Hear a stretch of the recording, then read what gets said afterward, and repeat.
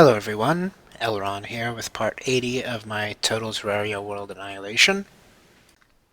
So, as you've probably gathered, I'm happy with the um, reservoir, artificial ocean, drown hell out before it can evaporate gambit.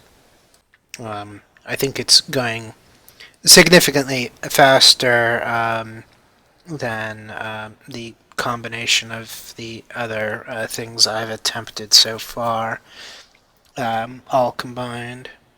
Um, yeah, I think that was probably a bit redundant. Um,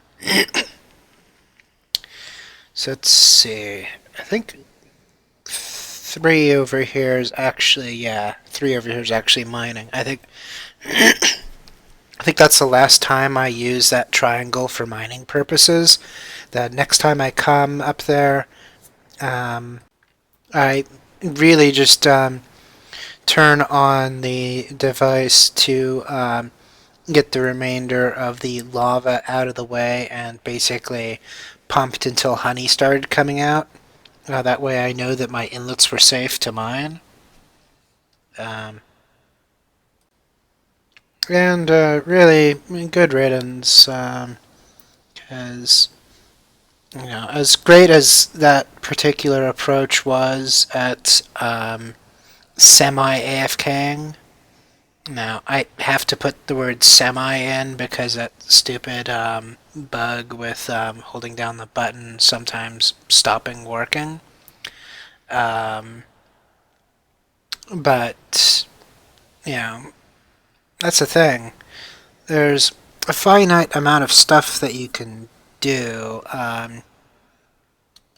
when you have to actually listen for the mining to stop and being paranoid about the thing not doing anything and filling up. Um, and it wasn't giving the best yield per unit time. I mean, it generally worked out in conjunction with honey generation because honey generation is relatively slow, and so basically something needs to be done while those pumps are going and those staircases are flowing. Um, but at this point, the new system with the giant reservoir makes a lot more sense. Because that thing fills up in a relatively timely manner at this point, now that we've got the third one up and running. So I can. And I've eventually gotten down to a science where I'll actually stay with the actuator switch and flip it back once the lag settles and the water reaches its destination. So that lets the reservoir start filling up, a couple minutes sooner than, or a minute sooner than it would otherwise. And then after the mining of all the obsidian is done, then I go around and do some more strip mining of the Hell region to basically replenish the lava supply that's directly under the reservoir, because letting the water travel too far is wasteful. So I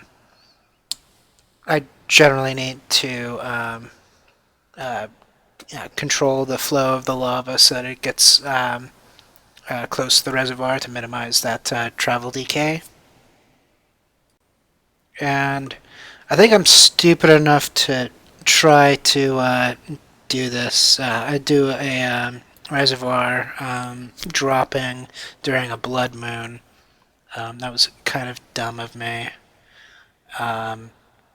because the blood water looks like lava when you put them up against each other, kind of.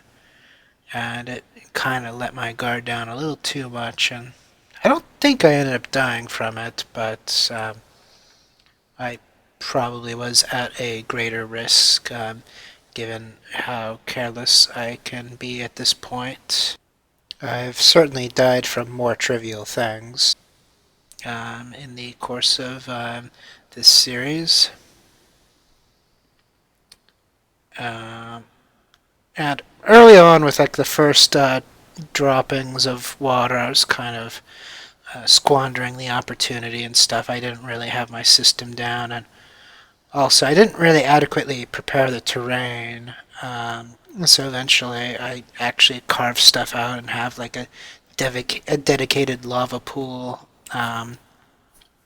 Although at this point, I haven't put up dividers yet. But I'm probably getting to that point where I should, because of the fact that now that that region that has just pure lava is getting excessively wide, which is kind of playing in on that travel factor. So I'll probably have to put up the wall at some point. But yeah, I mean, it's certainly, in the grand scheme of things, exceeding my expectations. So I certainly consider myself as qualifying for that PhD from the University of Terraria, Thumbtown. Um, I'll probably need to start sending those feelers out for people willing to make the university seal for me. But that will be exciting. And then also there's the probably the more um, realistic benefit of essentially not having to deal with hell as long as the most recent previous estimates were going to be. Um, because less time dicking around in hell means more time properly creating total and complete destruction. I mean, granted, destroying hell is still part of that goal, but it's certainly a slower feeling process, because you can't take on your enemy, the lava, head on. You have to do all this shenanigans to make ends meet.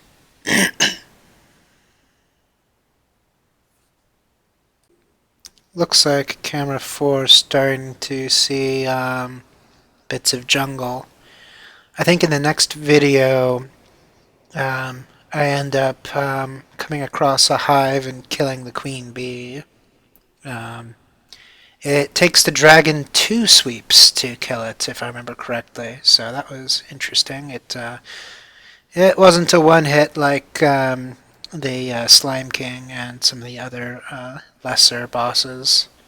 Um, I'm sure you heard about the time where I killed Skeletron without knowing about it, and that probably wasted 20 to 30 minutes, which is essentially 3 videos worth of time wasted there. So I'm pretty sure most of you who have watched the entire series remember that incident, and once again, I apologize for that. I had instant replay available, and I should have figured that out sooner. But I didn't notice that definitively until after I started cutting up for the voiceovering of the cohort. Oh yeah, did you guys just see that in video 2? That pissed me off to death. Essentially, all of the honey evaporated. I had hours upon hours worth of honey that I just opened the floodgates on. This rant will continue next video. I will see you there.